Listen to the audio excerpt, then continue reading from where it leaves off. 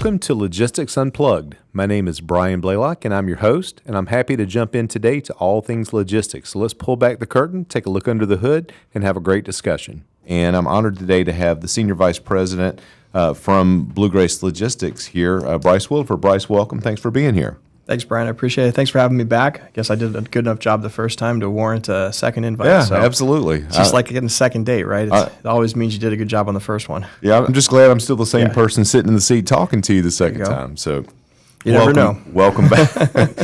You know something I don't, Bryce? I don't know. I don't know anything you don't know. So, listen, we had a great discussion last time, and we made kind of the analogy that logistics is a little bit like the news and the weather, right? The news, what's going on, what continues to happen, what are the products, what are the things that we have to manage and deal with, and then the weather's kind of what's the stuff that happens that affects it, that changes it, that makes us have to get nimble and make some adjustments. So we're going to get into the Q1 weather report with you, Bryce, down in sunny Tampa, Florida today. Tell us a little bit about logistics in Q1 and tell us what you saw in the market. I think that the overall sentiment of the logistics market in Q1 was uncertainty around what's going to happen with on-again, off-again tariffs, and also just the market in general. There were a number of quote-unquote industry experts that said at the end of last year that, hey, the freight recession is over. Q1 is going to be a boom. We're going to see spot rates increase 30% in 2025, and really none of that's materialized. There was your sort of traditional holiday spike in rates, drivers sitting out, shippers pushing freight out for the end of the year. But since the second week of January, the market has been really stable. Volumes have been very stable, very flat. Spot rates are actually down pretty substantially from their peak over the holiday period. And they're at their 12 to 24-month lows right now as well. Most spot rates in most markets are below their levels last year. So the market overall has been sort of blah through the first part of Q1. Blah is a good description. So I guess in the vein of blah, do you see a finish line to that? Do you see something out in front of us on the horizon that regardless of whatever may change in terms of, you mentioned the tariffs and some of the other issues, the freight still comes from somewhere, right? Mm-hmm. So what do you see as maybe a finish line that starts to change that, or do you see that yet? I mean, I think that if we're talking about the finish line being a true sort of market recovery, I don't see the finish line, at least not in 2025. But I don't know that that's the finish line we should even be talking about at this point. There's always been cyclicality in the freight market, whether it's your annual cycle, your traditional in-year seasonality, or the longer sort of market cycles that occur typically around major events. But we're in a pretty good state right now from a balance standpoint within the industry, and one of the big differences today versus previous market cycles, 2017, 2018, 2019, obviously during the pandemic and post-pandemic, there's a lot of information out there that's available to everybody, and every time one of these cycles occurs, the next inflection point occurs with a better educated industry. And whether that's because there's more data available, there's more visibility to that data, there are more people that have access to it. It isn't just a handful of large players or one or two large data providers. The data is really available around what a load should cost, or where capacity is available, or how to create efficiencies from a capacity standpoint, or even an optimization standpoint from the order level. That information, every subsequent freight cycle becomes more ubiquitous in the marketplace. And I think what that's doing is it's creating more stability after what was a sort of little tight peak season this year at the end of the year and through the holidays. We've seen largely a rebalancing of rates. And I was at the Food Shippers of America conference earlier this month and had a number of conversations with some existing clients, with some new prospective clients, a lot of peers in the industry from other organizations. The general sentiment is, number one, those that ran RFPs at the end of last year, there's probably some savings if those RFPs were rerun this year. But for those that are in the process of doing procurement events, especially the shorter cycle ones, there's good opportunity for partnership. There's good opportunity to keep rates aligned with kind of where they were last year. And spot rates and route guides continue to be I say blah, but it's a good descriptor for it. Blah seems very Webster's accurate for some of that. But, you've talked to me about this some, Bryce, and I know some of the other leaders in the industry that I've spoken to. It's happy accidents are sometimes interesting, right? So we've got a market that is tougher, and then we have different things happening to different companies that are in our industry, whether it's consolidation of other companies or whether it's people moving in, moving out of the industry. But one thing that seems to be certain for people that are having success is they are getting in front of their customers, and sometimes being forced to do what we enjoy doing anyway, but having more time to do it does create some new opportunities. So it's always good to hear about some of the companies that you get to engage with on the road and in some of these conferences, and having the time to actually participate in those things. Sometimes being able to be more strategic, even on our side, has value in it. Who are the companies that we can help? If they're raising their hand, we want to make sure that we've got a solution to whatever that problem may be. But that also puts us on the road. Yep. So that lets me lighten the mood a little bit, Bryce, and let's just talk about, while we're out getting back in front of our customers, life on the road can be interesting. Sometimes it can be a little bit funny. Sometimes it can be challenging. So I'm gonna challenge you a little bit here. We're gonna take some of our tales from the road and keep it rated whatever you can watch before 10 o'clock. But talk to me a little bit about some of the things that you've engaged with that can give us either an aha or a funny moment or a little of the life on the road.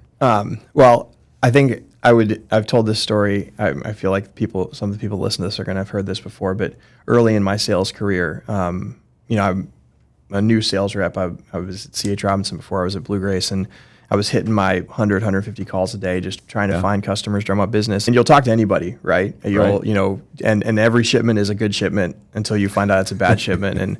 And I was on the front edge of, warehouse robotics early in my career, because I talked to this company, rural location in the middle of the country, a couple hours outside Chicago, and I'm talking to this guy, and he's like, I've just put in this new warehouse robotics system to help us with our order picking.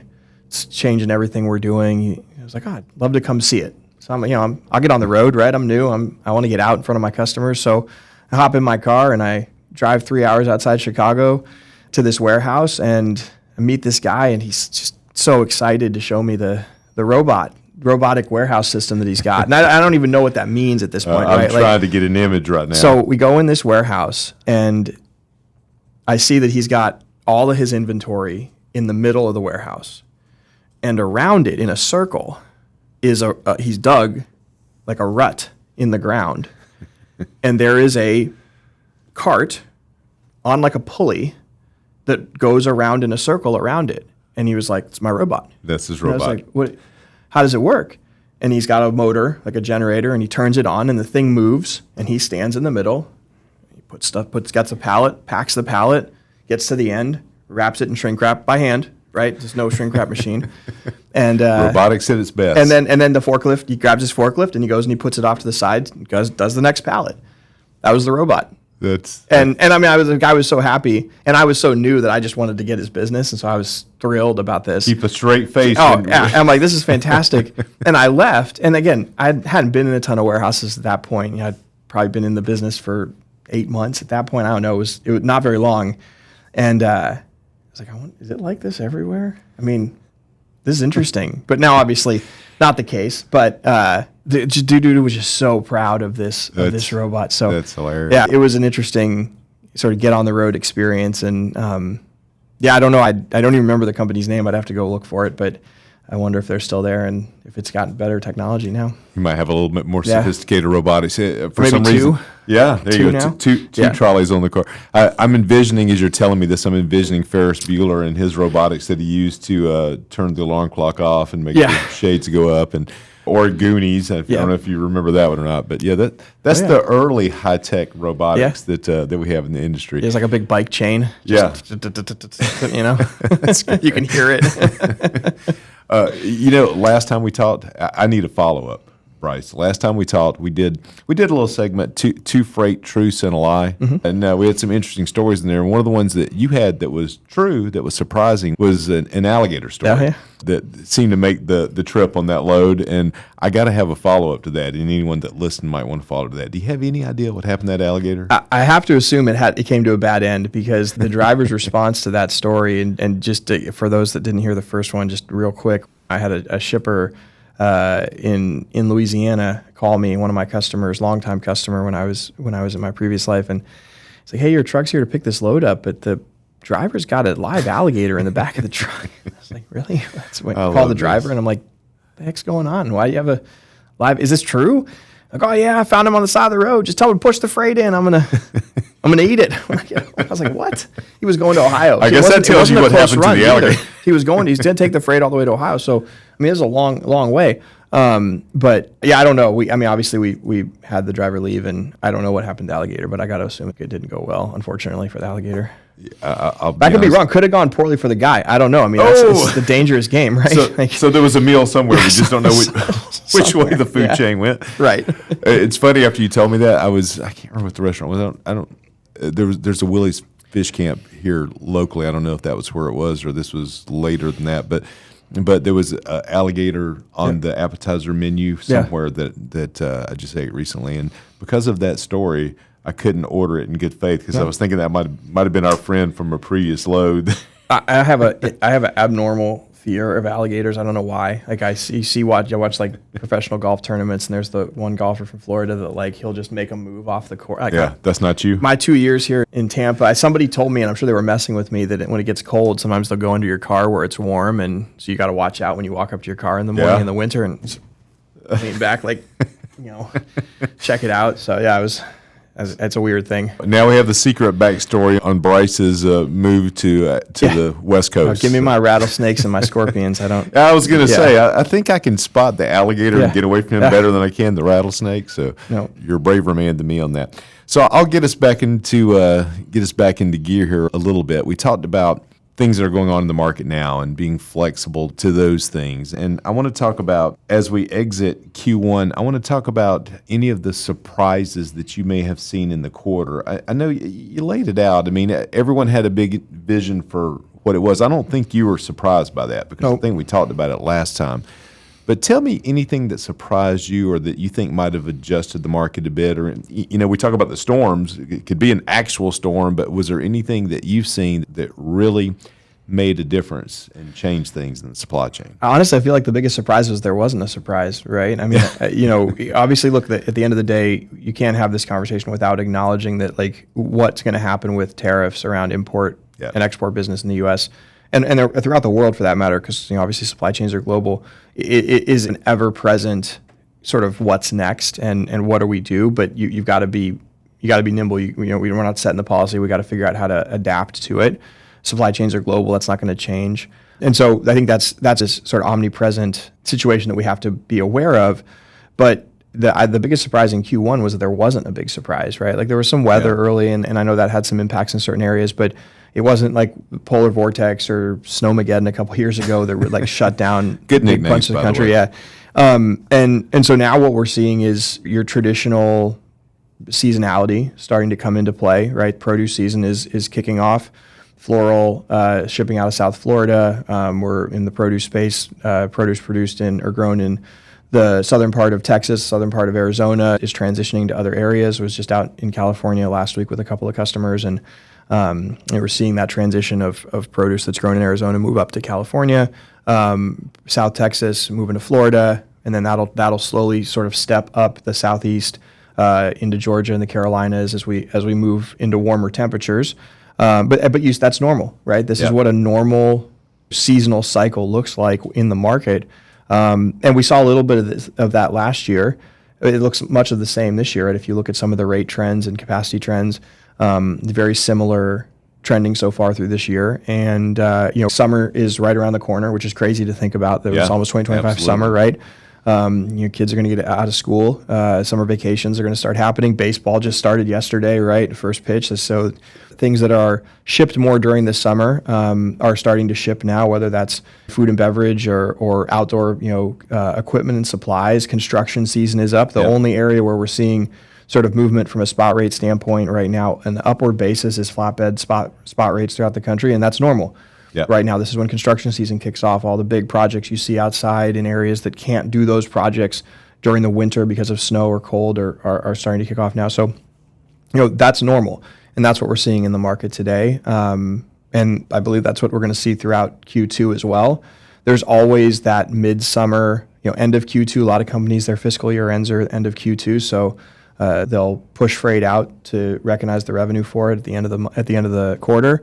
And then July, there's typically a slower period that looks a little bit like what you see over the Christmas holiday, not quite as pronounced. And then we're back to school, right? And getting ready for peak season. Yeah, absolutely. And you, Bryce, you kind of took the question I was going to go to next, which is leaving Q1 and going into Q2.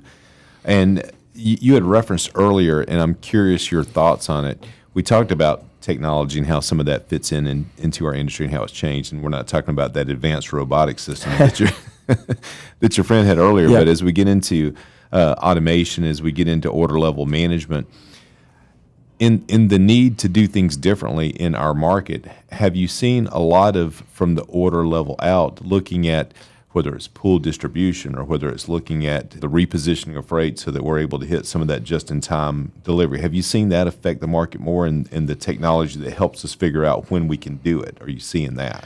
For sure. I mean, I think that every few months you're seeing a step forward from a consolidation standpoint, being able to optimize freight.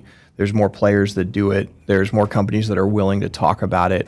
And that feeds that sort of the genesis of like, hey, you don't just get a truck and put whatever you need on that truck, right? It's the space on the truck. It's the driver's hours of service.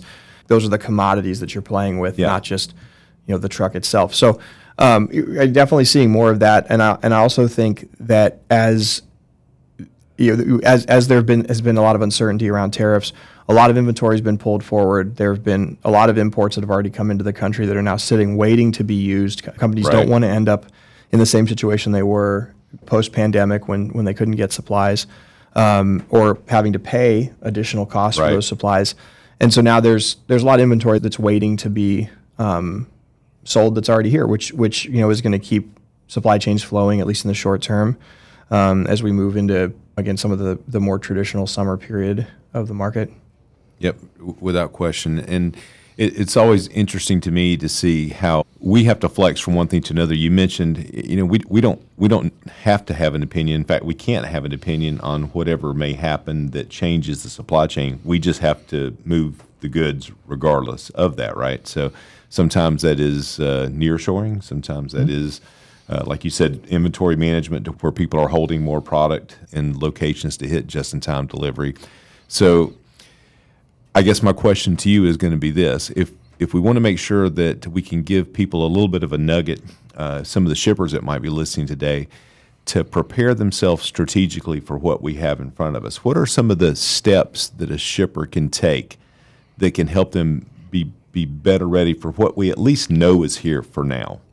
Yeah, I mean, you got to identify in your supply chain where are those critical risk points. You have your single source with a supplier in another country that may or may not have a tariff impact, and you don't have another source for that component or that piece of raw material, or maybe there's a value add remanufacturing part of your process that occurs in that area, and you can't do that anywhere else. They've got machinery they've invested in that you don't have. So, if you look at your supply chain and you think about it as a flow, right? Because that's what it is. It's a flow from start to finish, and then the flow of cash coming back, through the supply chain. Where are those critical risk points? How are you addressing them? And that typically, from a 3PL standpoint, from a freight broker standpoint, we're looking at that from the lens of transportation, maybe warehousing, right? But now it's even more critical that companies are looking at that from a sourcing standpoint. Yep. Where are your raw materials coming from? Where are the value add parts of your supply chain occurring? And do you have a backup? Do you have the ability to switch to somewhere else if the cost becomes untenable in your current process, if that current supplier goes offline for some reason or is unavailable to you. And I think that's where companies are, that's where companies can run into trouble. I will say that in the market today, despite the fact that the market is relatively stable and looks a lot like it did last year, we're definitely seeing more customers willing to talk about change, to evaluate new providers, to bring in new ideas to their supply chain. Sure. And that's exciting, right? As a a lifetime salesperson at heart, customers being willing to talk to you is good. And I think last year at this time, a lot of companies were good, we're fine. Yeah. Today, we're definitely seeing more movement really across the whole industry, whether it's SMB shippers or Fortune 100 companies, adding providers strategically, right? Looking for partners that excel in certain areas, either because they want redundancy or they want to add a layer to their transportation solution, or they're willing to look at, hey, I've got this sort of nebulous, like half truckload freight spend that I don't know what to do with, and it just kind of ends up going on a full truck. Sometimes I can make a 2-stop load, and now willing to say, hey, let's go through a optimization exercise and see, is there savings, is there efficiency improvement? So more customers definitely willing to talk today in the current market than at the same time last year, when I would say the market was relatively similar from a capacity standpoint. I think that's a great point. I think there's always tons of reasons why things happen, right? And if we look at the industries that maybe have to take some of their internal personnel and reposition those to more revenue generating assignments and pulling them out of logistics, sometimes it helps to be able to have a fresh set of eyes and a separate set of resources that you don't have to pay for that can dig in and do some of those things. And everybody doesn't have a piece of technology that can look at your orders and figure out, should that have been small pack? Should that have been LTL? Should that have been truckload? And that's a good part of every conversation, is figuring those things out. So great nuggets for the folks. Bryce, I deeply appreciate it. And we appreciate everyone listening and being here with us today. And as always, I look forward to the next time we get to do this, Bryce. That's going to be a wrap for us, and we'll see you next Tuesday. Thanks, Brian.